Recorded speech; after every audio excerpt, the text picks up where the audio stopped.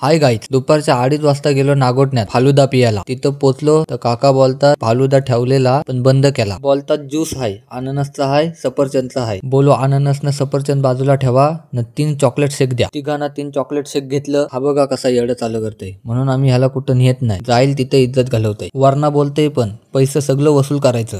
उठाले रे देवा, उठाले रे बाबा. घरी निघायच्या टायमाला नेमका पाऊस आला. काका त्याला रिक्षात बसवा, अर्धी अंघोळ झाली त्याची. आम्ही पण पहिले असंच फलीवर बसून केस कापायचो. सलून मध्ये गेलो बा की न्हावे आपल्याला बघूनच खुर्चीवर फली ठेवायचा. पाऊस गेला आणि निघालो टेलर जवळ. अर्धा तास पाऊस पडला तरी नागोठण्यात पाणी भरतय. पॅन्ट वरती करून चालायला लागतंय.